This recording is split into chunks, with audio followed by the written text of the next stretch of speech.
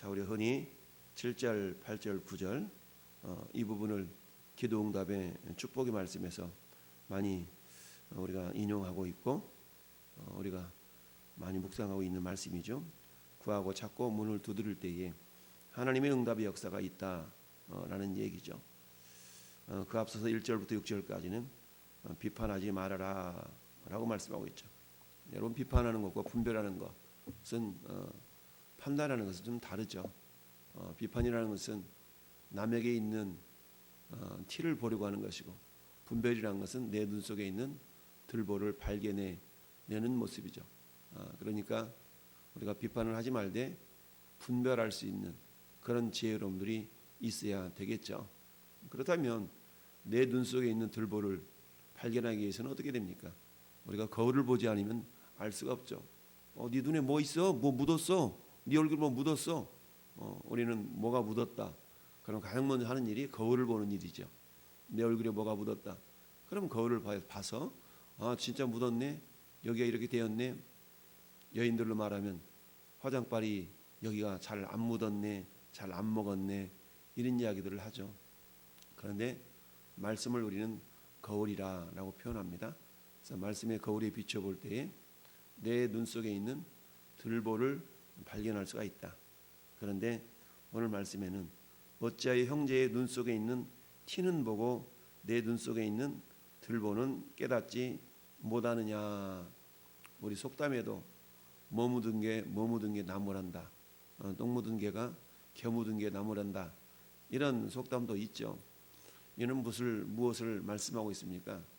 자신의 어리석음, 자신의 미련함, 자신의 약점, 연약함 이런 것들은 보지 못하고 상대방에 있는 자그마한 흠을 이렇게 들춰내려고 하는 이런 모습들을 보게 되죠. 결국 비판이라는 것은 왜 발생하게 됩니까? 내가 옳다라는 그런 가정하에 내가 옳다라는 그런 전제가 깔려 있는 것이 비판이죠. 어떤 상황 속에서도 그렇지, 그럴 만한 까닭이 있어 라고 우리가 이해하고 포용하고 덮어준다 그러면 우리가 비판을 자제할 수가 있죠. 그런데 내가 기준이잖아요.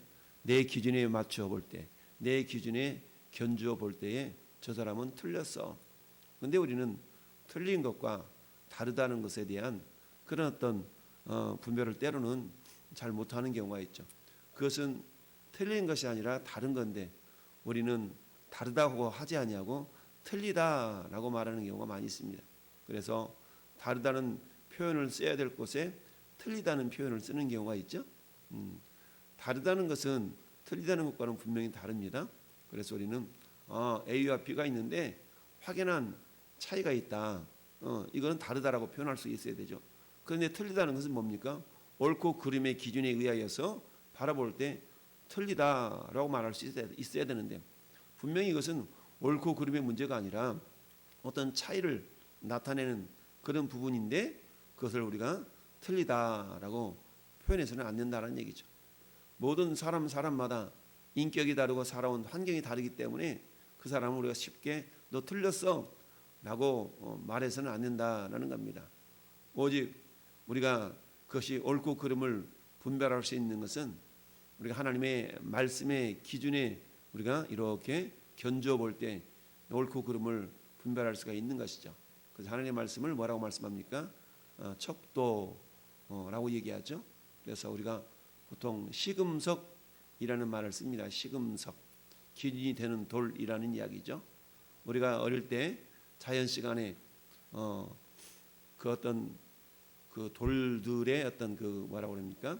고체의 어떤 강도 또는 경도를 나타낼 때에 경도 7, 경도 9 여러분이 휴대폰에 화면 보호되는 거 필름을 씌울 때에 보통 이것은 경도 9입니다. 경도 7짜리입니다. 이런 소리를 들어본 적 있을 겁니다. 경도 9 거의 뭐 유리와 같다, 수정과 같다 이런 표현들을 하죠. 이런 것처럼 그럼 뭐에 비해서 경도가 9냐? 어떤 기준이 되는 뭐가 있어야 될 거 아니겠습니까? 그 기준에 비할 때에 그렇다라고 우리가 표현할 수가 있죠. 아무튼 비판을 받지 아니하려거든 비판하지 말라. 너희가 비판하는 그 비판으로 너희가 비판을 받을 것이요 너희가 헤아리는 그 헤아림으로 너희가 헤아림을 도로 받을 것이라. 그러니까 항상 먼저 뭐하라? 자신을 살펴보라라는 얘기죠. 자신을 먼저 살피고 상대방을 볼 줄 아는 그런 모습들이 있어야 된다. 자, 외식하는 자여, 먼저 내 눈 속에서 들보를 빼내라. 그 후에야 밝히 보고 형제 눈 속에서 티를 빼리라라고 말씀하고 있죠. 한마디로 말하면 내 자신 속에 있는 여러 가지 흠결 이런 것들을 먼저 돌아보게 된다 그러면 굳이 상대방의 눈 속에 있는 티끌을 빼어내려고 막 그러지는 않는다라는 얘기입니다. 어떤 인간도 완벽한 인간이 있을 수 없기 때문에 다 흠이 있을 수가 있다. 그러니까 그런 상대방의 연약함과 부족함을 우리가 받아들이는 것을 포용한다, 용납한다 라고 말할 수가 있죠. 거룩한 것을 개에게 주지 말며 너희 진주를 돼지 앞에 던지지 말라. 무슨 말입니까? 거룩한 것, 진주. 여러분, 거룩한 것을 개에게 주지 말며 가치를 알지 못하는 자에게 이걸 줄 필요가 굳이 없다라는 말씀이죠. 오히려 그 가치를 이렇게 떨어뜨릴 뿐이다 라는 얘기인데, 그러면서 오늘 9절부터 12절까지 구하고 찾고 문을 두드리라. 이건 기도에 대한 부분이죠. 우리가 누구를 향하여 기도합니까? 당연히 하나님을 향하여 기도하죠.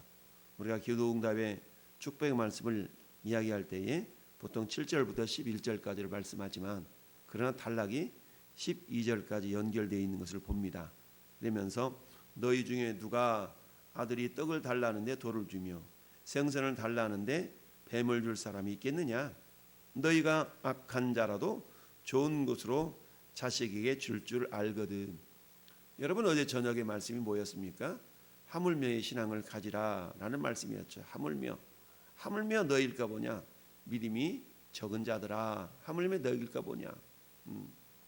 예수 믿지 않는 세상의 악한 부모도 자기 자식에게만큼은 좋은 것 주고 싶은 것이 인지상정이건만, 근데 너희 하나님은 전능하신 하나님, 모든 우주를 통치하시고 다스리시는 하나님께서 어찌 너희에게 좋은 것 주시지 않겠느냐라는 말씀이죠. 여러분, 오늘 7장 11절에 너희가 악한 자라도 좋은 것으로 자식에게 줄 줄 알거든 하물며 하늘에 계신 너희 아버지께서 구하는 자에게 좋은 것으로 주시지 않겠느냐라고 말씀하고 있습니다. 그러면서 12절은 그러므로라고 결론을 맺고 있죠. 그러므로라는 것은 뭐겠습니까? 앞에 있는 단락의 내용을 한마디로 말하면 결론 짓는 것이죠. 그러니까 7절부터 11절까지의 그 내용을 결론 짓는 말씀이 12절입니다. 여러분, 구하고 찾고 문을 두드려서 응답의 역사를 얻어내기 위하여서는 구하고 찾고 문을 두드린다고 무조건 응답의 역사가 있는 것은 아니다라는 것을 우리에게 깨우쳐 주고 있습니다. 그러므로 무엇이든지 남에게 대접을 받고자 하는 대로 너희도 남을 대접하라. 이것이 율법이요 선지자니라. 신학자들이 7장 12절을 황금률이라고 표현하고 있습니다. 황금률. 그만큼 귀한 어떤 율법의 기준이 된다는 얘기죠. 한마디로 말하면 이것은 남을 상대할 때 내가 무엇인가 기대하고 있다면 그 상대방을 향하여 기대하는 것만큼 나도 그 상대방에게 기대의 대상이 되도록 하라라는 그런 의미가 있는 것이죠. 다른 말로 말하면 세상에 공짜는 없다라는 표현과도 일맥상통합니다. 자, 그런데 이것은 우리 인간과의 관계성 속에서 남을 대접하라라는 그런 개념보다는 기도 응답의 역사를 이루시는 분이 하나님이시기 때문에 오늘 구하고 찾고 문을 두드릴 때에 구하는 이마다 받을 것이요 찾는 이는 찾아낼 것이요 두드리는 이에게는 열릴 것이니라. 구하고 찾고 두드리는 이에게 반드시 하나님께서 응답의 역사를 이루어 주시는데, 세상에 악한 자들도 자식이 떡 달라는데 돌 줄 부모 없겠으며 생선 달라 그러는데 뱀을 줄 사람 없다. 하물며 너희가 하늘에 계신 아버지 자식들 아니냐라고 하면서 구하는 자에게 좋은 것 주지 않겠느냐. 누가복음 11장 13절에는 구하는 자에게 성령을 선물로 주시지 않겠느냐라고 말씀합니다. 그러면 여기서 좋은 것이라는 것은 인간적인 눈으로 바라볼 때 좋은 것이라기보다는 우리 하나님 눈에 보실 때 가장 좋은 것이 뭐예요? 성령님이시라는 얘기입니다. 왜냐하면 성령은 하나님의 깊은 것들이라도 다 통달할 수 있는 그런 하나님의 영이시기 때문에 우리가 기도할 때 가장 좋은 것은 뭐예요? 성령님이다라는 것을 기억할 수 있어야 됩니다. 그런데 이처럼 우리가 구하고 찾고 문을 두드릴 때 응답의 역사가 있기 위해서는 여러분 우리가 흔히 그런 얘기 가끔 하죠. 야, 아쉬울 때만, 이런 표현합니다. 아쉬울 때만. 평상시에는 막 쌀쌀 맞다가 어느 날 갑자기 막 부드럽고 뭔가 모르게 친절하고 막 이래요. 그러면 흔히 하는 얘기들이 야, 너 뭐 아쉬운 일 있냐? 너 뭐 필요한 거 있냐? 라고 이야기하는 경우가 종종 있죠. 그런 것처럼 구하고 찾고 문을 두드려서 귀한 응답을 받기를 원하는데, 그러므로 무엇이든지 남에게 대접을 받고자 하는 대로 너희도 남을 대접하라. 우리는 기도 응답의 역사를 하나님이 이루어 주십니다. 그렇다면 가장 먼저 기도 응답을 받기 위해서는 남에게 대접을 받고자 하면, 하나님께 기도 응답을 받고자 하면, 이런 의미로 우리가 이해할 수가 있습니다. 하나님께 기도 응답을 받고자 하면 무슨 말이에요? 너도 하나님을 뭐하라? 하나님으로 대접하라 라는 의미입니다. 황금률을 바르게 이해하라. 여러분, 생명의 주관자가 하나님이십니다.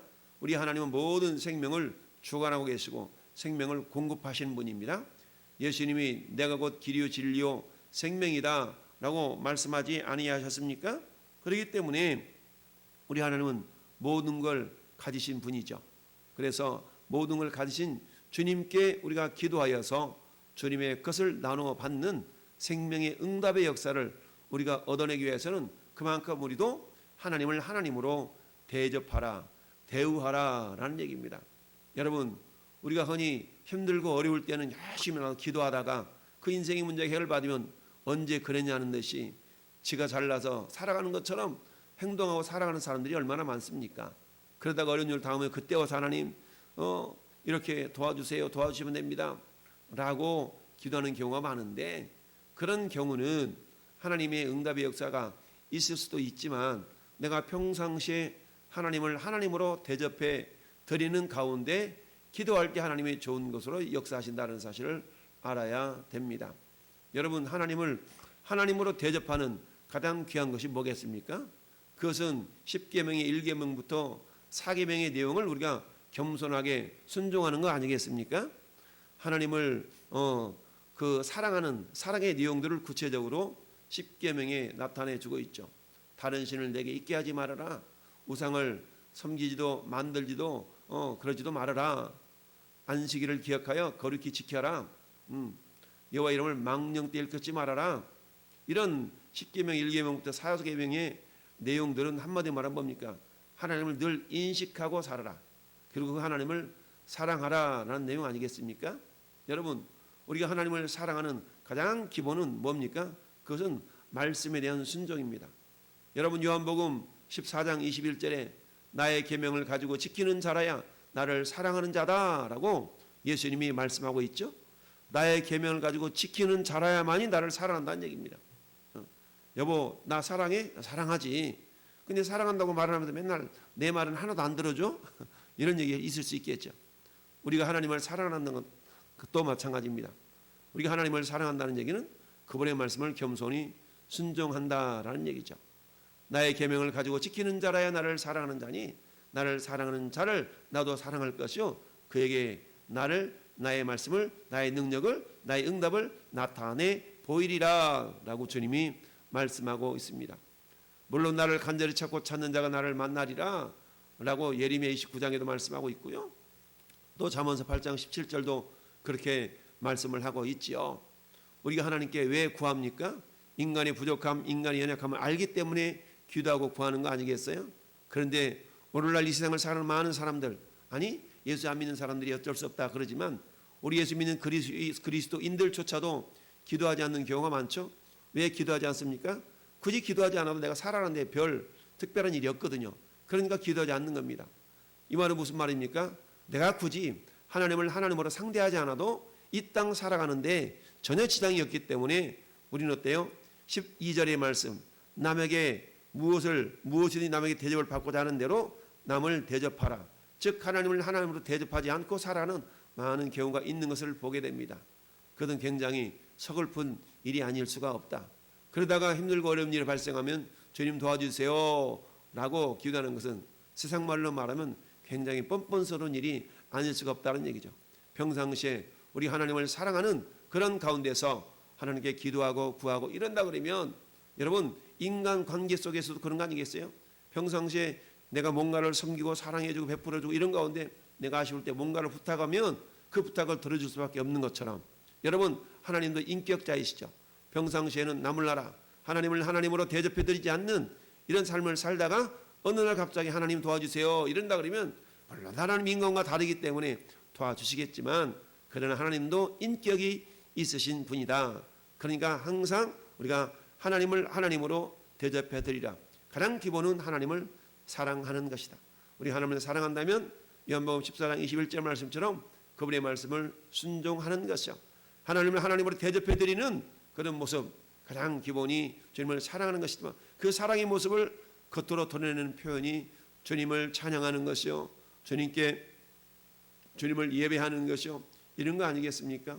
오늘 이 예배 자리에 함께 나와서 주님 제가 주님을 사랑하나이다 라고 우리가 고백하며 주님 무슨 말씀을 하시든지 종이 듣겠나이다 라고 겸손히 우리가 주님 말씀을 샤마 경청할 때에 우리 하나님의 응답의 역사는 마치 신명기 28장 12절의 말씀처럼 내가 하늘의 아름다운 보고를 열으사 때를 따라 너희에게 비를 내리시며 우리에게 필요한 모든 것들을 채우시는 하나님의 손길을 경험하게 될 줄로 믿습니다. 황금률을 제대로 이해하라. 여러분 사람에게 뿐만 아니라 이것은 하나님에게도 적용된다는 사실을 기억하고 하나님께 그 무엇인가 응답의 역사를 받아내기 위해서는 먼저 하나님을 하나님으로 대접해 드리라. 이것이 오늘 말씀의 핵심인 줄 믿습니다. 사랑하는 성도 여러분, 새롭게 한 주간이 시작되어서 이제 또 둘째 날을 맞이했습니다. 오늘 한 날도 우리 인간관계 속에서든 하나님과의 관계 속에서든 먼저 하나님을 하나님으로 대접해 드릴 수 있는 그런 하나님의 사람들이 되기를 예수님의 이름으로 축원합니다. 아멘.